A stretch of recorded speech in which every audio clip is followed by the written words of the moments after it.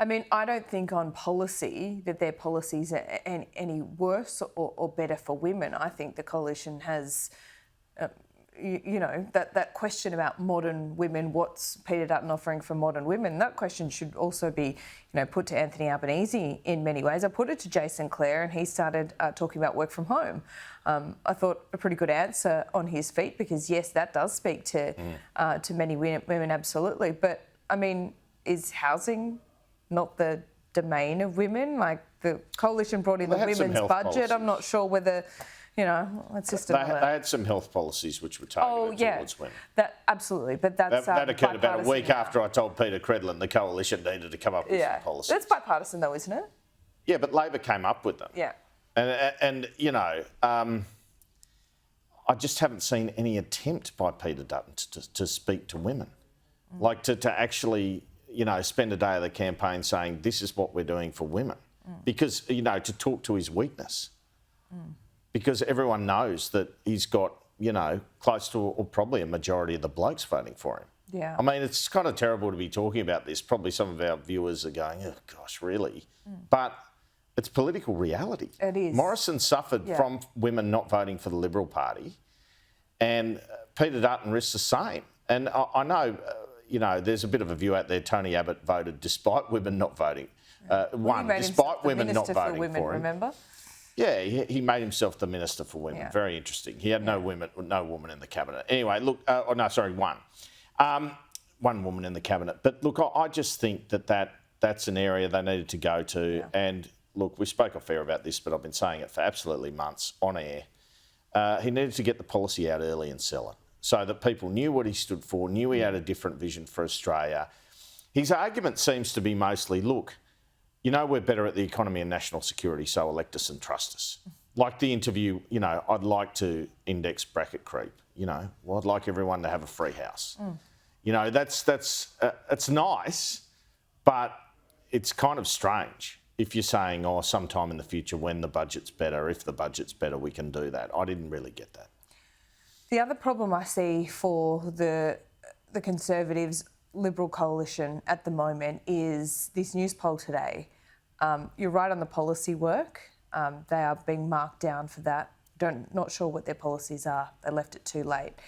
The things that they're ahead on are defence and growing the economy in news poll. But they are down on issues like who is best placed to deliver lower taxes. I mean, this poll shows that it wasn't a mistake not to match the government in the budget and reply. The other issue they've got, we haven't spoken about that much, is Trumpet of Patriots. This is Clive Palmer's party.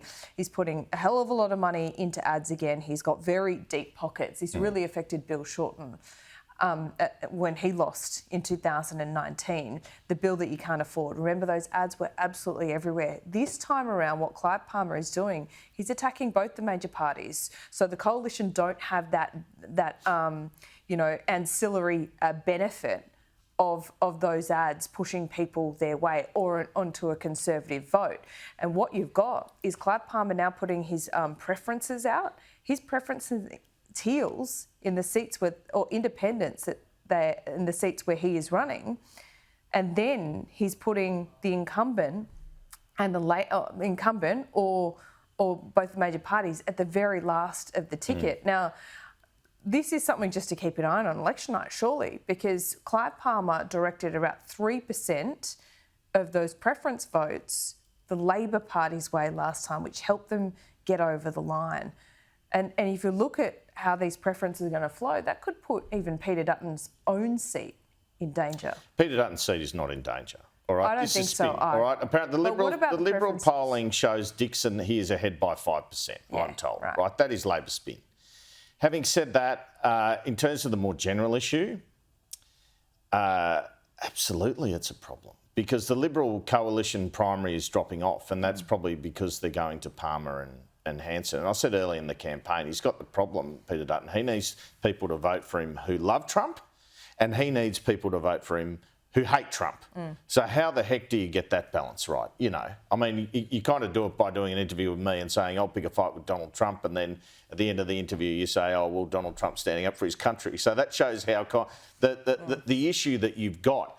But the preferences are very disciplined always, 70-90% from the Greens to Labor. Yes. When it comes to One Nation and Clive Palmer, because it involves a lot of working class vote, it can be usually 55 to 45 for the coalition. So if you lose that primary vote to One Nation, to Clive Palmer, the danger is you can lose a significant amount of your two-party preferred vote, and that's where you end up losing.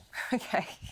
A bit to pick over for the next fortnight, Andrew. Thank you. Great to see you. We'll see you soon.